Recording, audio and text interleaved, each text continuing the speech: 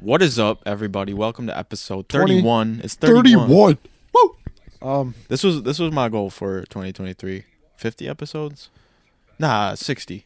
Because we did 30 last year and it wasn't even a full year. So our goal for this year is 60 total episodes. Damn. Yeah, no, wait. But that's doable. There's not even 60 weeks in a year. Yeah, but we're already at 30. Oh, like total, that's what you mean. 60 total in our yeah. I say playlist. 65. And then, yeah, so... My goal is to get 65 and some features. Like Connor. We need to get Connor on here. We're going to get another microphone We eventually. need a guest. And Even if also, what I forgot to mention last week was this hoodie. You guys might have noticed it. It's the Fight y'all Geeks noticed that. first ever hoodie. Shout it. out to my aunt for making this. And it's getting some reppage on the pod. We're about to have everyone repping it in the street soon too. Right here. So, but yeah, it was honestly a slow news week. But the first event is tonight. Yeah, we're gonna have to get one with the Fight Geek just so you're here. That'd be fire. Yeah, that'd be fire. We're gonna get a left patch. Obviously, this one. Maybe a hat, belt, maybe a belt mug, buckle, maybe a mug, maybe a keychain. And we're also gonna get way more accessories for this for the back. Eventually, we're gonna have a whole TV here showing past fights. No, I'm kidding. Yeah, it'll be cool to see if we just screenshot like every episode and time lapse it. That'd be dope. Like at 100 episodes or something. So yeah, that's cool. I didn't even notice that. UFC gloves have a new patch on them. It's 30-year anniversary. Oh really? That's fair. Okay. What is this dude's hairline? Go bald, boy. But yeah, it's UFC fight night. First UFC event. Sorry, Chad. What the hell just happened? I punted the fight. But like he was saying, first UFC event of 2023. Why is my ear ringing? Is yours? No. Okay. It was. Oh, it's not anymore. It was. Yeah, like you were saying. It's the first UFC. It's the first UFC event of 2023. Yeah. Sean Strickland is back. Two events in a row. He fought like 2 months ago. He fought like a bot. So hopefully this fight's a little bit more. I honestly hope Sean Strickland gets knocked out, just so he can stop acting like he's something he's not. If that makes any sense. I mean, he's been talking the talk, but he ain't been walking shit. He's been talking, but he fights like he's scared. So we are going to first hop into the most breaking news. So if you were walking on the Vegas Strip today, you might have seen T-Mobile Arena had a Jon Jones versus Ciryl Gane. I saw that. I was there. Our live audience also saw it. Our cameraman actually just came from there. He just came from Las Vegas. There's a picture of Jon Jones versus Ciryl Gane on the digital billboard outside the arena. What do you think of that, bro? What do I think of it? So right now, when you first told me that, I was like, wait, no way. And I was like, well, this... Usually when first I thought it was Photoshop. I was like, usually when something like this happens, I'm like, nah, it's pretty real. And then I immediately go to Twitter when you first got here. Next thing I know, I see a clip of Jon Jones. Twitter first. Same. I see a clip of... Oh, you saw the picture on Twitter? And then I saw a video of Jon Jones saying him and Ciryl Gane are going to fight UFC 285 for the title. So... And if you heard him correctly, for the title... So what do I think is going to happen? I think Francis Ngannou is going to get stripped, or he's just going to... Or he already is stripped. Part ways with the UFC, or like something already happened. Because on the billboard it said World Heavyweight Championship. It didn't say World Interim Heavyweight Championship. It didn't say Interim Championship. Nothing with the word interim. So here's what I know. Like I just assumed it was interim, to be honest. Fighters, they can hold their belt like legally up to like a whole year before having to either get it stripped or they get forced to fight. So I'm thinking Francis Ngannou is just going to get stripped when the year comes by. I think he's going to get stripped like he already is stripped. When the fight, I think he already is stripped. You think but they just haven't said it yet. Maybe. Wait, should we check the website? He's definitely still and if it's just blank? 100% he's still champ. I'll check that later. 100% he's still champ. If it is blank, I'll post it on Francis Instagram. Ngannou hasn't said anything. I got Jon Jones, though. Early prediction, Jon Jones. I got Jon Jones, too. I want to see him hopefully fight Ngannou. Or if not, then fight Sergey Pavlovich, Taito Ivaso. If Jon Jones fights Ciryl Gane. That'd be cool if he had like a second kind of reboot to his career in heavyweight. Imagine he beats fucking Jamal Hill. He's still champ. Cameraman, good shit. Dude, imagine he fucking beats Jamal Hill or Glover Teixeira and becomes double champ somehow. In like the span of a year. That'd be so hard. I know, but let's say he wins. He beats Ciryl Gane, becomes the UFC heavyweight champion, loses all the weight again. I guess that would be too hard for him, but that'd be cool if he did do that. He doesn't. He said he doesn't. He could have done that. He could have went to heavyweight at like the minimum, but he said he wants to be as big as Ngannou. Okay. This dude, So he John wants Jones, to be the said he next. wants to be as big as Ngannou. I mean, when you got people like Sergey Pavlovich, remember that dude who knocked out Tai Tuivasa? Yeah. If you got, he's a big dude. Like, that is a big ass dude. So I'm interested John in John Jones heavyweight because light heavyweight to heavyweight is just different. Like everyone has knockout power in heavyweight. Every single person you fight. I mean, you could say that about any division, but like people just touch you in Do you heavyweight. know what's crazy? That because wasn't Jared Cannonier in heavyweight, or was he only in light heavyweight then moved to middleweight? Actually, I don't remember. I think he might have been heavyweight and moved to middleweight. That's a tough. That's what I'm. But he's ripped. You know what I mean? Like that dude is jacked. He's a gorilla. So yeah, that's the most breaking news. And then a couple other things. If you want to start off the post, Which part? The post that you made The about one that I bottled. I mean, you don't have to mention that if you don't want to, but if you guys noticed an Instagram post, no. So basically, we'll explain it. I won't explain it, but they know. Yeah, if you know, Leon you know. Edwards. What is it? 284? Were they talking? 286. Okay, 286, guys. Leon Edwards versus Kamaru Usman is happening. Leon Edwards did an interview. I don't know what podcast it was. BYU with Michael Bisping. Shout out them with Michael Bisping. Yeah, Michael Bisping and Leon Edwards having a little back and forth, and then Leon Edwards said something. He said, "We're already training for Kamaru Usman. They told me he's been training, and then he'll be ready for 286 in March." And okay. Yeah, because there was just speculation with like his hand injury, basically. That was like the only thing that was speculation. So. Yeah, and then we first heard Ali Abdullah came out and said, he was like, that's cap.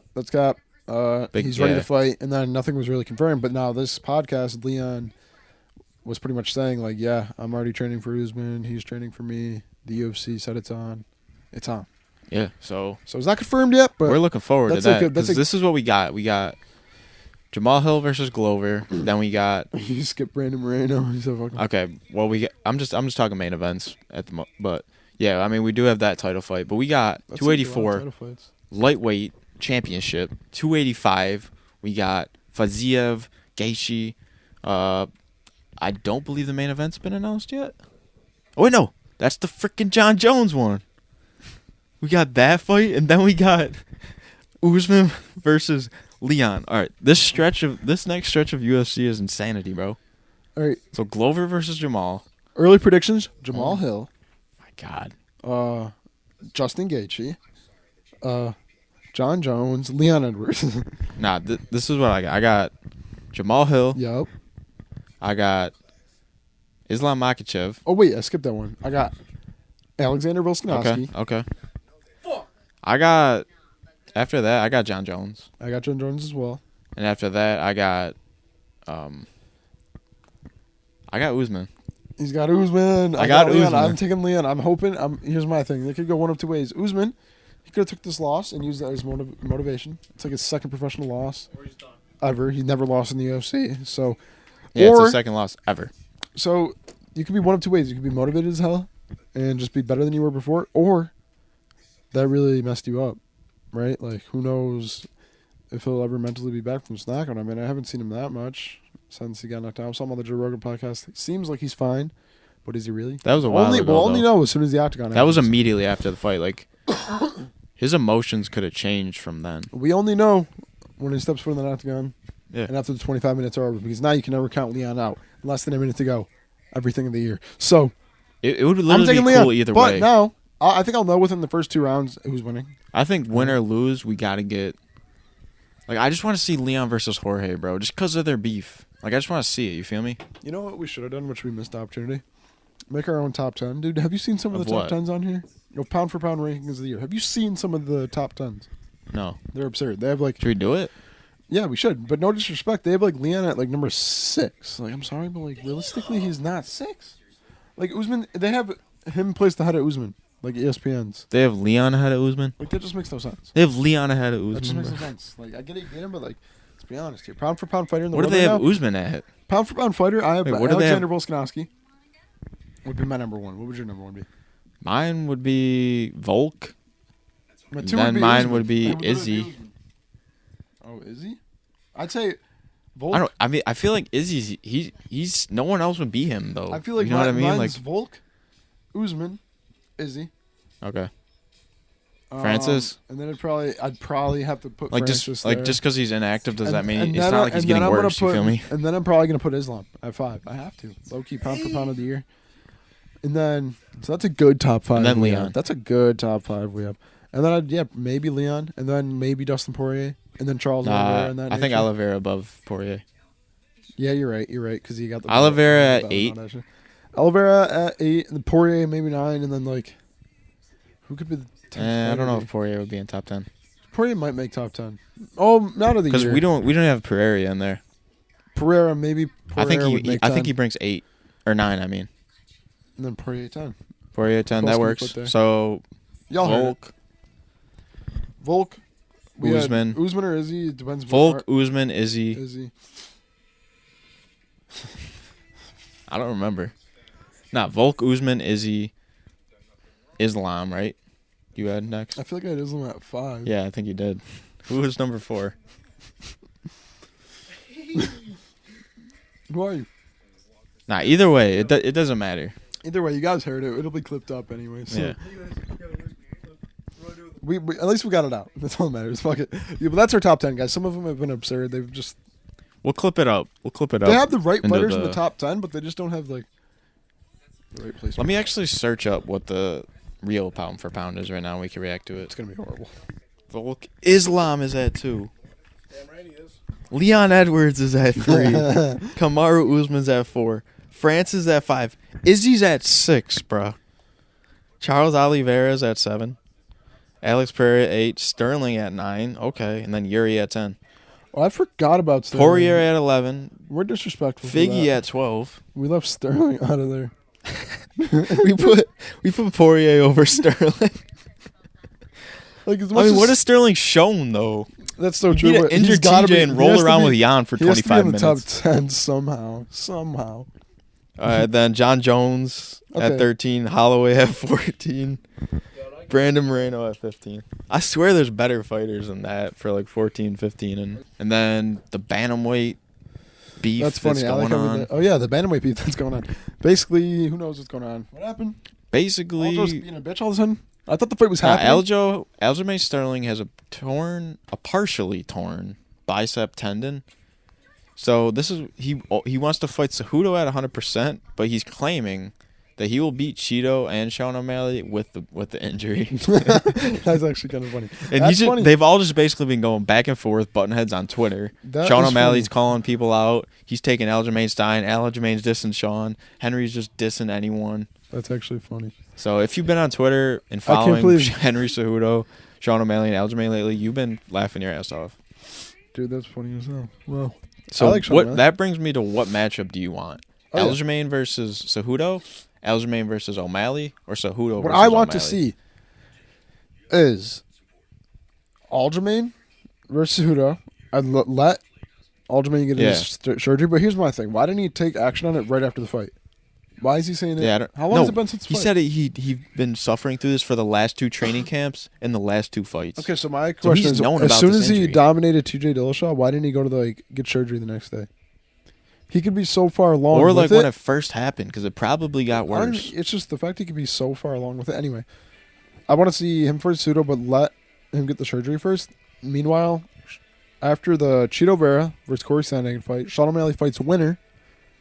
Yes, that would be fire. And then winner of that fight, so let's say Sean O'Malley fights Cheeto Vera, winner of that fight gets to fight the winner of Henry versus Aljo for the title.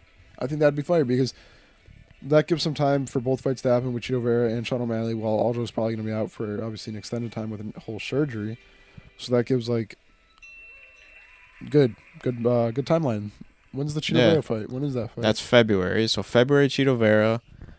That's estimated for I guess we could say the summer now. The Aljamain when Aljamain comes back, so maybe International Fight Week, and then the Sean O'Malley in whatever Cheeto or Sandhagen, that could be the undercard. I was gonna say they might be able to Cejudo versus Sterling. That could be fire. That could be good shit. I think that could be perfect. I think that's what I would want to see. Because then they would be in the same timeline to fight next. What's maybe realistically going to happen is probably they'll just give Sean O'Malley.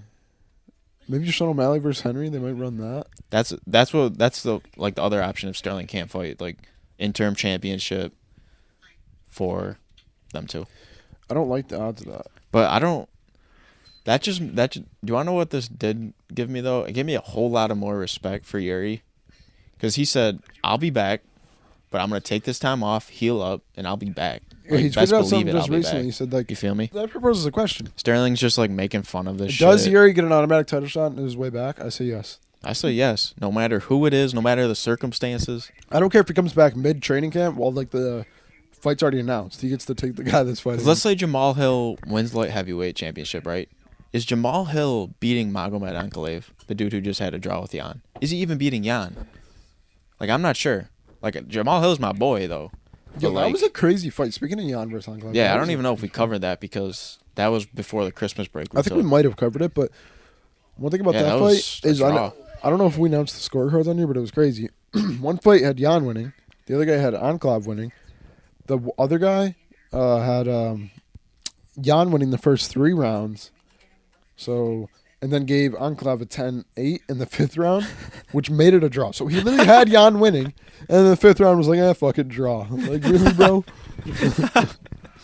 Yeah, the judging to end off 2020. No, like, I respect that. Sus. If you truly think that round was a 10-8, but I didn't see a 10-8 there personally. But Jan did look fucked. Because we had that Patty the Batty questionable. Sean Strickland versus Cannonier was questionable. I don't even think you could put Sean O'Malley in there. No, I'm not even talking about that. I'm just talking about Patty fight, the Sean Strickland fight, and then the Ankalaev versus Jan fight. Yeah. Because one of those fuckers should have won. You feel me? Did you know Mike Gardward, one of the referees? I don't know if I know him His by son- name.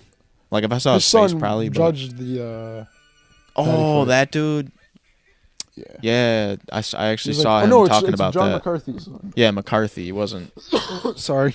Mike, whatever. But yeah, that's nuts. Yeah, he was roasting his own son about the scoring. He said you had that wrong, boy.